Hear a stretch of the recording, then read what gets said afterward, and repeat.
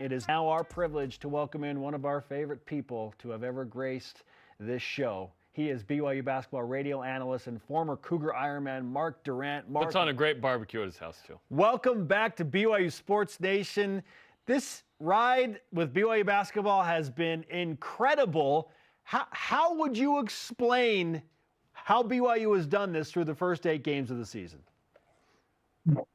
Spencer, don't try to understand it. Just enjoy it, baby. I mean, this is good. Listen, I've lost so many games in my life, and my teams that I cheer for have lost so many games in my life that I just enjoy it when they're playing good. And this is as good a stretch of basketball as I've seen in 27 years of calling it. And I don't know that we ever, as a player, ever had this kind of streak, because they're just, everything's working, everything's clicking. Offense, shooting, rebounding, defense. The bench play has been terrific. The depth, I mean, it's just been a really, really impressive. And a lot of people say, well, the schedule hasn't been that tough. Well, the schedule usually isn't that tough in the preseason, and BYU's never done anything like this before. I mean, they're just throttling people, and obviously you expect to win, but the way they're doing it, I mean, it passes the eye test. I mean, that's why everybody's talking about BYU. That's why the metrics and the rankings are so high. As people are going like,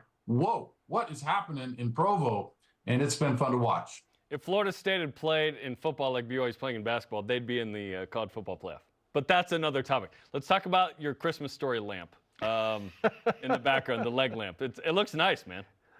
'Tis the season. I don't know. Don't be rubbing it like that. That's weird. I don't know if you know this about me, Jaron, but I'm a major award winner, and that's how I got this lamp.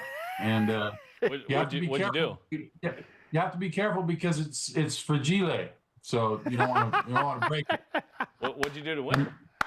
I don't let. Well, I entered a contest, and I got a major award. And my wife, though, I have to watch her, because sometimes she'll come in here, and I think she's got something against my lamp, and something may happen. So I have no idea why. We'll see. Mark Durrant is with us on BYU Sports Nation, leg lamp and all. Okay, Mark, you were on some good BYU basketball teams. You experienced winning. Like you were on teams that played high-level basketball. So having gone through your own experiences with that, what parallels can you draw from your teams that you are seeing clear as day with this BYU basketball team? Yeah, well, it's interesting. I think this team started with the predictions, the conference predictions, bottom of the conference. And I remember my freshman year coming in, we were picked to finish at the bottom of the conference. Mike Smith had just left, and nobody expected much from us. And I think this team, like my team, was out to prove something, for one. And then you had some really good players like Andy Toulson and Marty Haas that were great scorers and seniors and had experience. And you had, little freshmen like me that, just trying to make the team better, defense and rebounding. And it was a real team effort. And we had a real unity. And I think we're seeing that with this team. They know each other. They have good leadership this year. They're older. They're wiser. And they are unified in what they're doing. They're unselfish. And when you start to win and you develop a little confidence and a swagger, you don't want to get that too confident. But I think this team is now realizing we're really good. And really good teams and good players know they're good. And I think BYU's realizing that, but they're not letting it get out of hand, and they're really focusing on each game and not thinking about the rankings and all of that, at least so far. And I think this team has been really impressive with how they've handled the success and how they approach each game. And now that they really have a target on their back, I can't imagine how much Utah will want to spoil what's happening in Provo with this team. And so every game's going to be a challenge. And of course, the Big 12 is a challenge and all of that. But like I said, what they've done so far deserves a lot of praise. And it's been super fun to watch.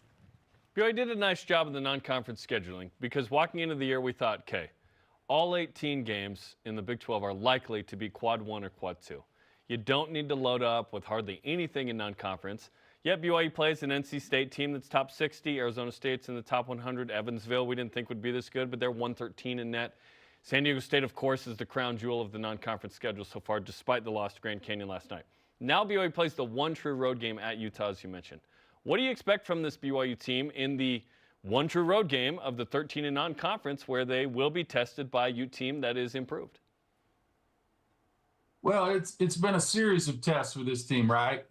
And it's like, well, yeah, they're good. They beat Houston Christian by a lot, but it's Houston Christian, and then they beat San Diego State. Well, San Diego State's maybe not as good as they were, and BYU was at home, but so we're still not sure. And then BYU goes to Vegas and takes care of Arizona State and NC State in a good fashion, and they're like, well, yeah, but it's hard to tell on a neutral court. Now we'll see how they do on the road in a true road environment, and now you have that, so it's another test for them.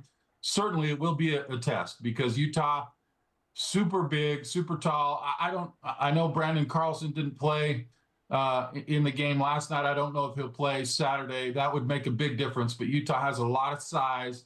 They're at the Huntsman Center, man.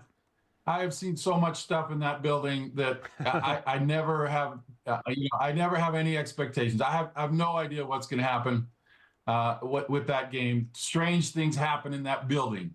And so we'll see how it goes. But then even if they win that game, then it'll be, well, Utah, they're not as good as they once were. And we'll see what they do in the Big 12. And, oh, yeah, maybe they won some games at home in the Big 12, but can they win on the road in the Big 12? And then and there's always going to be challenges and tests. And I think this team understands that.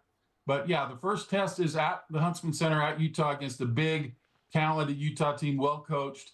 And that'll just be another step in the ladder for this team, I think, and we'll see how it goes. Mark Durrant is on BYU Sports Nation. We're discussing the red-hot BYU Cougars 8-0 start. Blue hot, given Utah. Okay, blue-hot BYU Cougars. Hey, a blue flame is like next level, That's the right? hottest, right? Yes. All right, Mark, that said, the unimportant things aside here, how has this start altered your expectations for what you anticipate BYU will do for the remainder of non-conference and maybe certainly more importantly, in Big 12 play? Because I'm kind of centering on, hey, if BYU wins 8 Big 12 games after the non-conference they've had, great. They're probably a 6 or 7 seed in the NCAA tournament. Awesome, I'll take it right now. Do you differ from that and your expectations? If so, how, when you look at Big 12 play?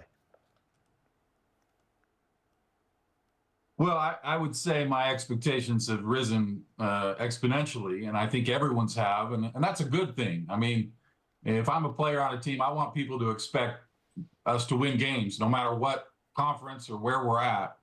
And I think that team has earned the right to have those high expectations. But I think it's just so radically different, BYU's approach this year, right? I mean, shooting 35 to 43s a game.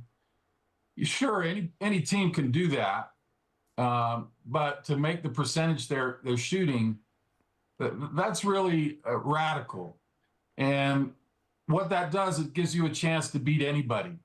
Now, of course, you have to shoot well, but BYU's done that. And there's no reason to think, I mean, they may have an off night here and there, but there's no reason to think this team can't continue to shoot well. I mean, Jackson Robinson, Trevin Nell, Spencer Johnson, Dallin Hall, Noah Waterman.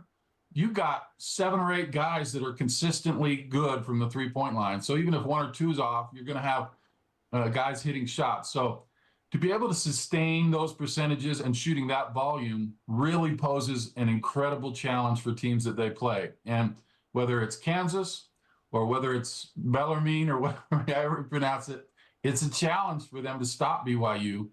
And it's just a radically different approach. I credit Mark Pope for thinking, we have to do something different to succeed in the Big 12.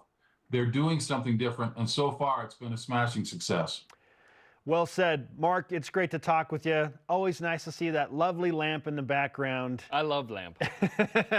And turn it on for Jerem. It sounds like Jerem needs to watch Christmas Story again. He doesn't seem up on the up on this whole thing. Oh, I'm in. I'm just not on the massaging a kneecap on BYUtv. That is new ground for us. All good, Mark. Well, I'm always bringing out the racier side of BYU Sports Nation. We're That's what I pushing feel like my boundaries. role is. Yeah, we get crazy here. Mark, great to talk to you. We look forward to Saturday's game and your call with Greg. The great Thanks, Mark, boys. you got Always it. great to talk. I love you guys, man. It brightens my day to see you. Every time I see you, you're just the best. I want people out there in the world to know Spencer and Jerem are everything you imagine them to be. They're so kind and good and wonderful. I love you guys. I'll Venmo you later. The love is sent back. Thanks, Mark.